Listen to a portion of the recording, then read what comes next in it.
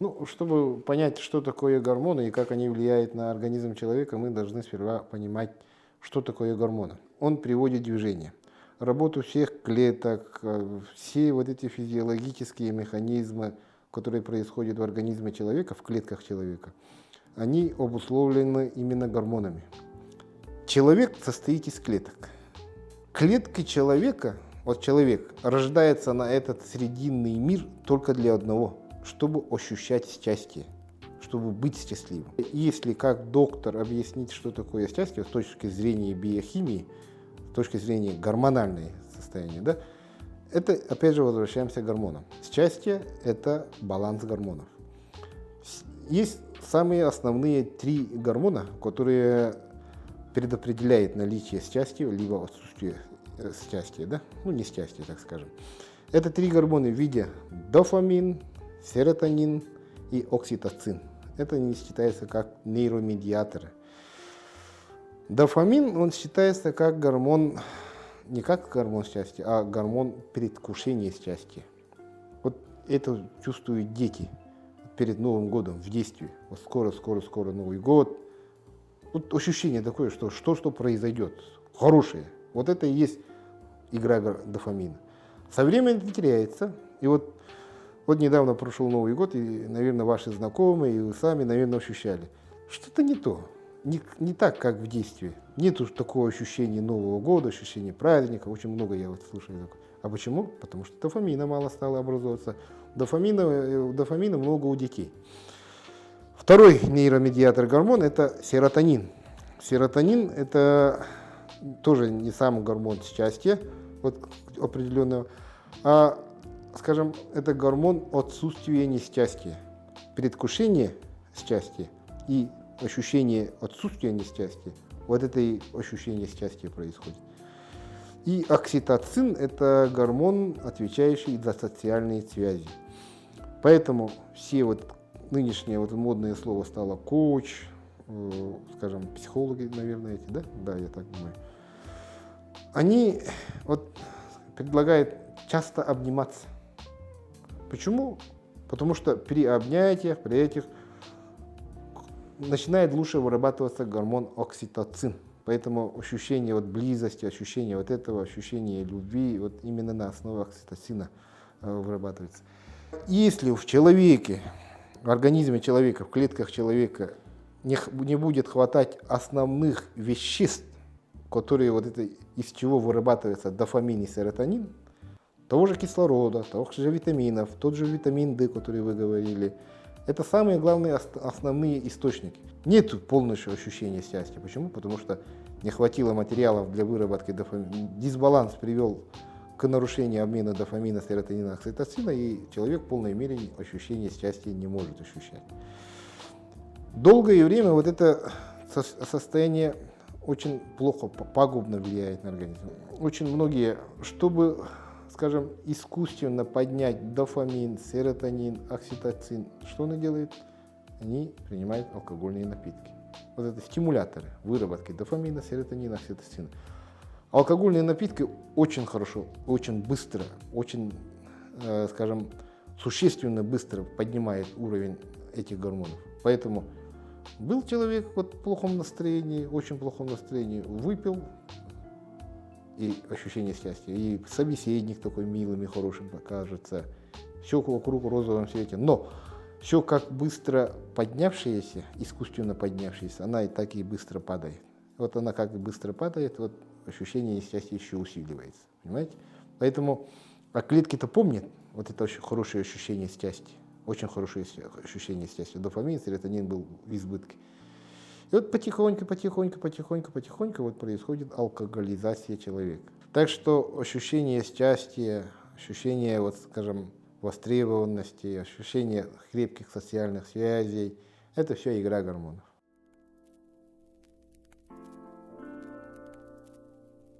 Вот сейчас у нас второй год идет пандемия коронавирусной инфекции, да? Да, конечно, очень много, скажем, погибли, заболели, много погибли. Вследствие чего? Значит, у них был, те, кто, вот, скажем, больше пострадал от этой инфекции, Значит, изначально был гормональный дисбаланс. Сопротивление клеток организма, это все на гормональном основе, на гормональной базе происходит. Вот витамин D, мы всегда думаем, что это только витамин. Ничего подобного, это не витамин. Вот последнее слово научной науки, это говорит о том, что это не что не иное, как гормон. Поэтому на витамин D нужно нам относиться как к гормону. Почему он считается как гормон? Потому что он вырабатывается в организме человека, имеет свои рецепторы, имеет свое влияние. Вот это все характеристики гормона. Вот поэтому вот этот гормональный дисбаланс D, стероидных гормонов, в частности тестостерона, вот это и приводит к нарушению неспецифического иммунитета, сопротивляемость низкая. И, конечно, вот за счет этого и большие вот эти повреждения, может быть, вот этой инфекции.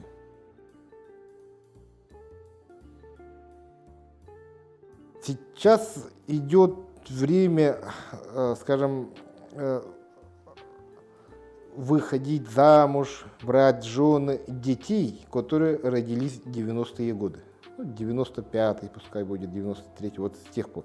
Вот то поколение, которое родились в 90-х годах и начало нулевых годов, вот пришло их время, скажем, делать семьи, рожать детей.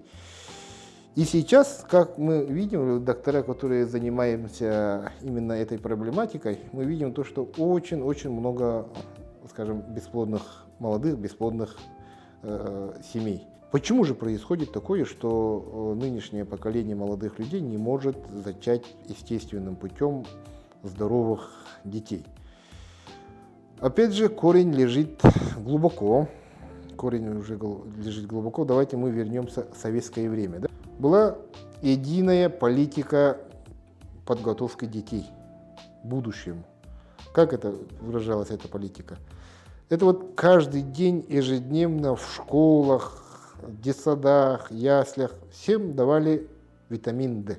Они давали витаминизированный рыбий жир, то есть рыбий жир, полиненасыщенные жирные кислоты с витамином D. И вот за счет этого ребенок, который принимал вот ложку скажем, рыбьего жира, он и полиненасыщенные жирные кислоты получал, и витамин D получал. Скажем, советская медицина, передавая на тот момент по всему миру, делала, скажем, очень хороший клеточный потенциал будущих граждан, скажем, СССР. Да? И когда вот мы, дети, родившиеся в 70-е годы, в 90-х годах, в конце 90-х годов, в нулевых годах, перешло наше время, скажем, брать жен, жениться, выходить замуж. И рождение детей это было как обычно, никакой проблемы не было. Скажем, на 10 человек одно, вот это, на 10 пар одно, две, и то у них как-то получалось со временем. Да, вот такое было. А сейчас каждый третий, четвертый. И выросло целое поколение людей, которые ни разу в жизни не принимали ни витамин D, ни омега-3. И вот пришло их время выходить замуж, жениться, рожать детей. Результат мы увидим сейчас. Почему на витамин D очень большое значение делается? Сейчас целые монографии, очень много по всему миру идет научная работа по витамину D. Вот недавно я только вот одну монографию дочитал, Санкт-Петербургская, авторы написали «Витамин D и репродуктивное здоровье женщины». Мои, вот, скажем, прежние, скажем, знания еще этим укрепились в том, что витамин D имеет очень великое, главное значение вот, с омега-3 кислотами вот, в обмене веществ человека. Репродуктивного здоровья, вот выработка гормонов, которые мы говорили, выработка гормонов организма стероидного ряда, мы возьмем стероидный ряд гормонов, это гормоны надпочечников, гормоны яичников у женщин, яичек у мужчин, они главным материалом их, вот скажем, возникновения является витамин D. Витамин D должен связываться с холестерином, и вот тогда вот эти гормоны вырабатываются. И вот эта репродуктивная, скажем, функция зависит от гормонов.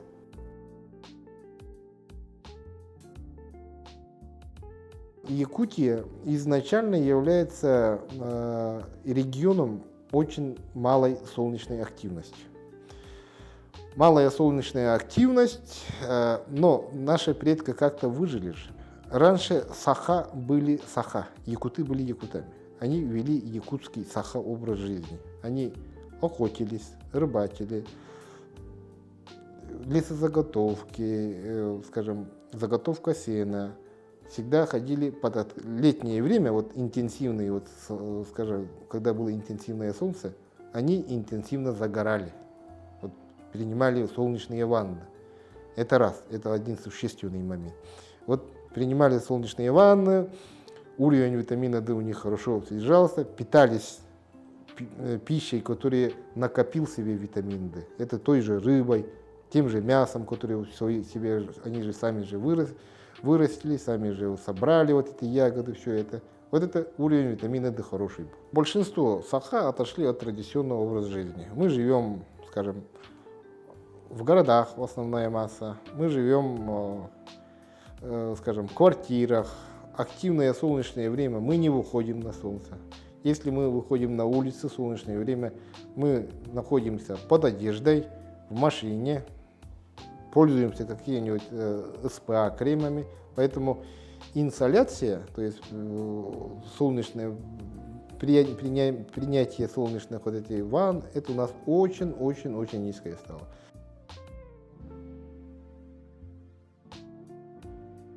Вирусная инфекция всегда поражает клетки. Человек же состоит из клеток. Мы должны восстановить эти клетки, вот дать этим клеткам все то, что им нужно этим клеткам, да? И вот тогда восстановление идет достаточно хорошими темпами и очень хорошо даже восстанавливается. Анасмия – это потеря обоняния, потеря вкуса, потеря обоняния. Чем это обусловлено? Вирус нарушил, скажем, нервную передачу, то есть произошло нейропатия. Нейропатия осязательных нервов, обонятельных нервов. Да?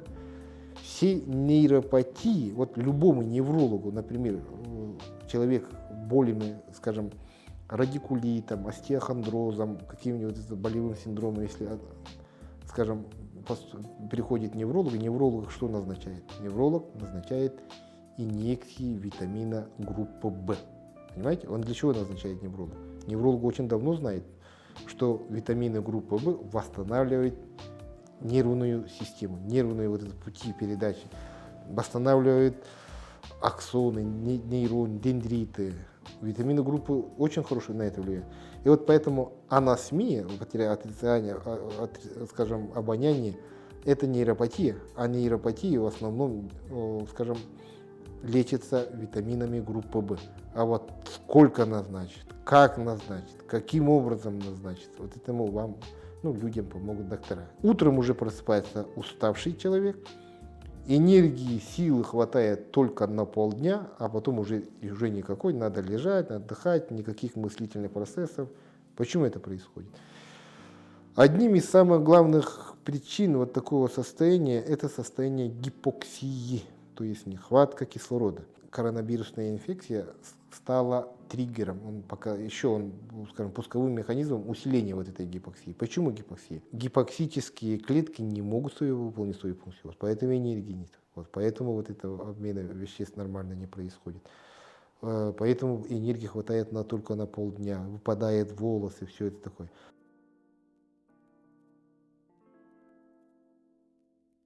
Если у человека есть анемия, значит у него гипоксия, то есть нехватка кислорода. В гипоксии находится весь организм, в том числе и клетки, которые составляют кишечник, ворсинки кишечника. И гипоксический кишечник, гипоксические ворсинки кишечника не могут с пищи, которая поступила, в кишечник, не может сосать то достаточное количество всех этих микроэлементов, которые нужны организму. Наш якутский саха метод профилактики от гипоксии, то есть от железодефицитной анемии. Надо кушать мясо. Мясо, красное мясо, якутское красное мясо содержит очень большое количество железа. Вот поэтому мясо красное. Поэтому ежедневно в рационе должно быть мясо. Как я говорил ранее, если у человека гипоксия, уже есть скажем, образовавшаяся железодефицитная анемия, вот процент всасывания железа из этого мяса будет низкий. Ну, хоть будет поддерживать, надо диагностировать, лечить, потом поддерживать себя мясом, питанием. Да? Родителям, да, имеющих детей женского пола, то есть девочек, они должны учить этих детей. Педиатры должны учить детей, в школе должны учить детей, вот этих девочек. Вот скоро, когда начнется месячный цикл, вот, вы должны обязательно в дни месячных принимать препараты, содержащие железо. Понятно, да?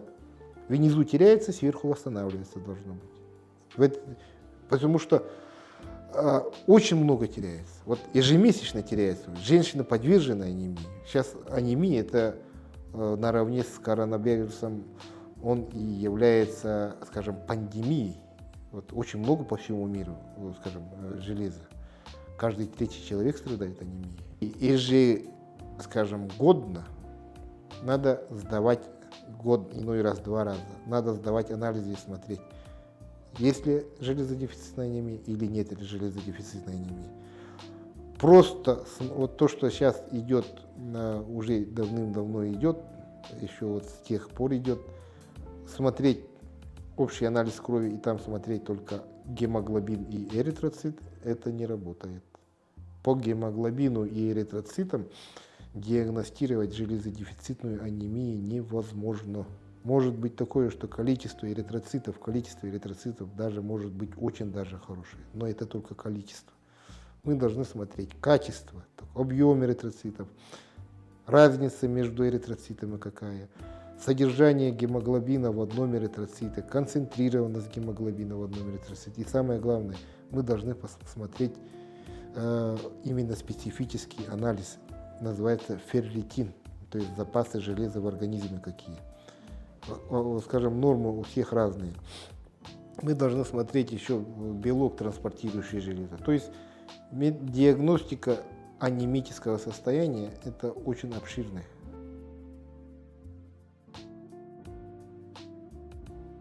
Вот раньше говорили, в 90-х годах, говорили то, что алкоголь погубит якутский народ. Я и тогда говорил, и сейчас говорю, алкоголь никогда не погубит якутский народ. Якутский народ может погубить углеводы, углеводная истерия. Сейчас вот, если вот пойти в школу, посмотреть, очень много толстых детей. Очень много. Если девочка толстая, если мальчик толстый, до 13 лет они, если, скажем, жировую массу не скинули, вот выработка тех же гормонов яичников и яичек, тестостерона, эстрогена, прогестерона будут задавлены, понимаете, не будут работать. А вот эти 3 гормона, они предопределяют вот, и социальную, и психологическую, вот, амбициозность, целеустремленность, альфа-качество, это все эти гормоны. Если этих нет, мы получаем Обломов, который что Иван Александрович Гончаров в своем вот небезызвестном повести «Обломов» написал, вот то, что весь день лежат инертные люди. Сейчас таких очень много.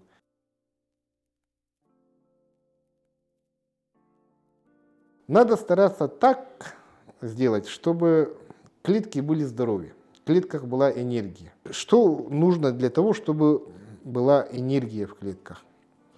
Чтобы энергия была в клетках, надо сделать, надо следить за тем, что в клетки поступало достаточное количество необходимых веществ. Обязательно надо питаться. Питаться надо стараться правильно питаться. Вот не надо вот то, что читать европейские вот эти какие-то рекомендации по правильному питанию и слепо верить этому. У нас совершенно другой тип обмена веществ. У нас белково-жировой тип обмена веществ. Да? Поэтому мы должны питаться, следуя своим этническим, скажем, привычкам. У якутов углеводов до революции совсем мало было. Углеводы начали распространяться только в 70-х годах, 80-х. Поэтому, чтобы клетки были здоровы, если только будут клетки здоровы, будет состояние счастья, мы должны правильно питаться. Этническим особенностям, мясо, рыба, травы обязательно. Мы должны, скажем, побольше двигаться. Вот не зря говорят, движение – жизнь. Только вот эти При движении, когда человек двигается, когда только мышцы двигаются, переходит в движение все эти наши биологические жидкости организма, в виде как кровь – это биологическая жидкость организма, лимфа, ликвор – спинномозговая жидкость, кишечная жидкость, моча, пот, желчь. Все эти жидкости будут переходить в движение только тогда, когда мышцы двигаются. Поэтому обязательно надо двигаться, надо много двигаться, стараться двигаться. Минимум 4-5, скажем, километров в день человек должен ходить, обязательно должен ходить. Чтобы быть здоровым и счастливым, надо хотя бы вот эти базовые соблюдать. Питание, движение, перебывание на свежем воздухе. Отграждать надо себя от какой-то негативной информации, от любой негативной информации. Невозможно в наших нынешних условиях поддерживать тот уровень витамина D только путем, скажем, естественной выработки. Потому что мы все работаем, вот городские жители работаем в офисах. Невозможно. Нет? Поэтому обязательно должна перейти помощь добавки. Скажем, очень много сейчас рекламируется, продается витамин D. Но тут мы должны понимать, всегда, как говорится, дьявол кроется в деталях. Чтобы достаточно хорошо поддерживать уровень витамина D, а он нужен, еще раз повторяюсь, для того, чтобы поддерживать уровень неспецифического иммунитета, поддерживать выработку стероидных гормонов, должен человек четко знать, сколько он должен принимать, дозировку, понимаете? Пить витамин D и правильно пить витамин D – это две большие разницы. Согласно потребностям организма. Сейчас это возможно. Надо просто знать свой уровень вот этих веществ в организме здесь и сейчас, в каком он состоится. Не в прошлом году как было, не полгода назад как было, а именно здесь и сейчас. Пошел, сдал анализ.